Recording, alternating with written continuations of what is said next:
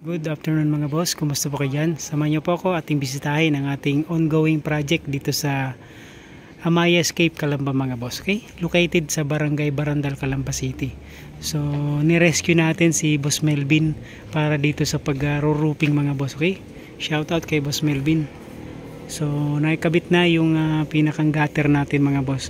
So, yung size ng gutter nito mga boss, medyo malaki to para kayang-kaya yung volume ng tubig mga boss. Okay?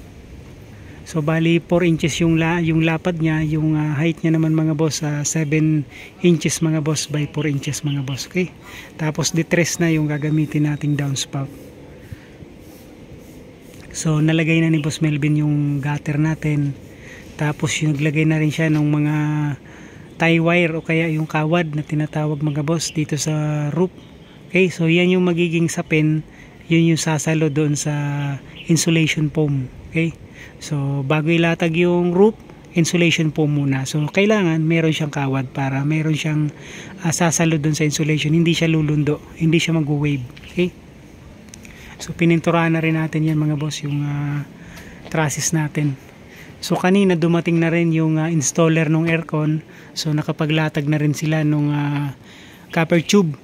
So bali dalawang aircon to mga boss, isa dito sa may sala. Okay? Kaso nabitin sila ng copper tube, so babalikan na lang daw nila bukas.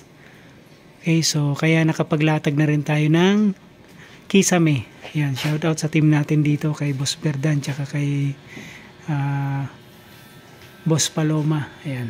So dito naman bukas, so hopefully matapos na nila yung installation nitong copper tube para malagyan na rin natin dito ng hardiplex. Okay, makover na rin natin.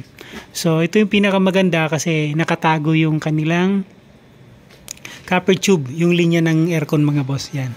So pati yung sa tubig mga boss, ginawa na rin natin ang paraan. So tayo na yung nagtik-tik niya, tayo na naglagay ng tube. So ito yung para sa drain. So walang magiging exposure nung linya ng aircon dyan mga boss. So yun lang yung split, tsaka yung sa labas yung condenser. Okay? So bali dalawang aircon to, isa dito para sa kwarto, tsaka isa rin dito para sa living area. Ayan. So may supply na rin tayo dyan na inabang.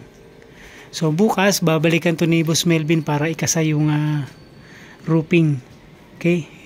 So in order natin yung roof natin dito mga boss sa Unimore Trading. So shoutout kay Ma'am Elaine. So meron na rin tong insulation, nakat na rin ni Boss Melvin kanina, tsaka ni Boss Berdan. So bukas for installation na lang to. So 10 mm, okay, single. Ito yung kakabit natin doon.